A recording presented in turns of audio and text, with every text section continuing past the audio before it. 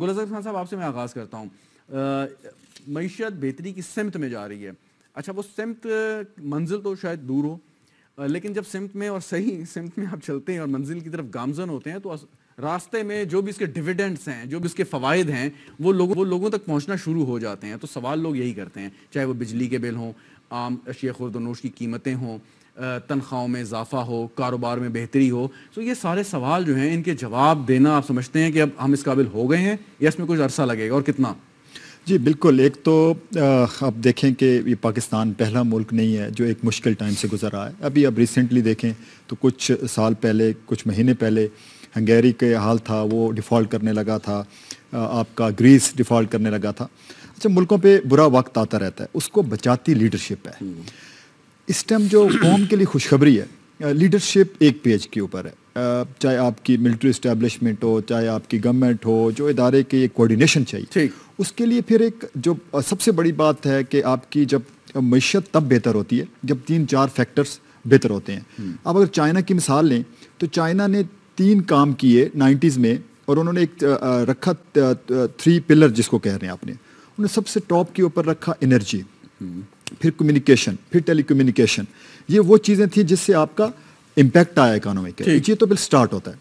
اچھا اب جیسے اس گورنمنٹ نے ہم نے ٹیک اوور کیا یہ ابھی فیبرری مارچ کے اندر, تو ملک تو پیچھے آپ جو 22 مہینے ہم نے پہلے گزارے, پی ڈی ایم نے گزارے, اس ٹائم تو ڈیفالٹ کے تھانے پہ ہم لوگ کھڑے تھے.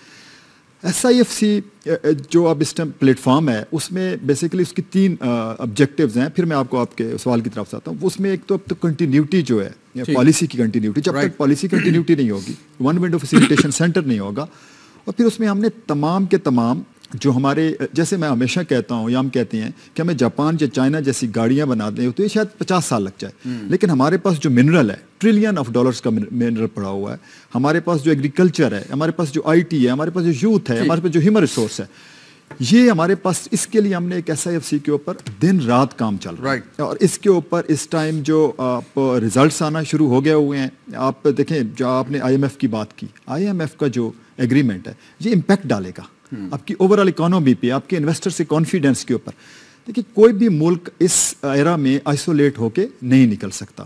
تو ملک کے جو ایونیوز آپ کے لیے باہر کے لیے کھول رہے ہیں, اب انویسٹمنٹ آ رہی ہے تو انویسٹمنٹ سے آپ کا ملک فلورش کرے گا. اگر اشیاء خورد و نوش کی بات کریں کہ عام آدمی مرغی خریدنے جائے گا, وہ 430 روپے کلو سے کم مرغی وہ کب خریدے گا؟ یا اس کو شاید یہ 430 روپے اتنے برے نہ لگیں اگر اس کی آمدن اتنی ہو کہ وہ کہے کہ یہ تو بڑی سستی ہے, میں بالکل خرید سکتا ہوں, افورڈ کر سکتا ہوں. عام آدمی سے مراد ہے کہ غریب آدمی جو روزانہ کی بنیاد پر محنت کر کے, مزدوری کر کے اور پیسے کماتا ہے. اچھا میں اب عام زبان میں اس کو سمجھا دیتا ہوں. بہت سے لوگ ہم سے سوال کرتے ہیں جی آپ ریل اسٹیٹ کھول دیں. پچھلی گورنمنٹ میں ریل اسٹیٹ کھولی تھی اور اس پہ 300-400 انڈسٹری چل پڑتی ہے فوراً کی فوراً. آپ کا امپیکٹ پہنچ جاتا ہے, آپ کے کیش فلوز بڑھ جاتے ہیں, مہنگائی نہیں لگتی. دوسری طرف ملک ہے, یہ ہم نے کڑوے ڈیسیجن لیے ہیں.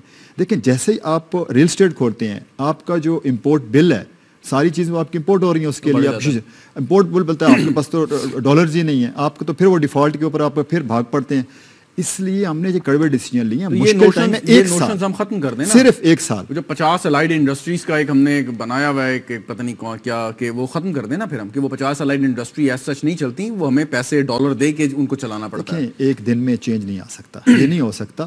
ہم چائنا کی مثال دیتے ہیں, باقی ملکوں کی مثال دیتے ہیں, دے ٹوک 30-40 ایئرس.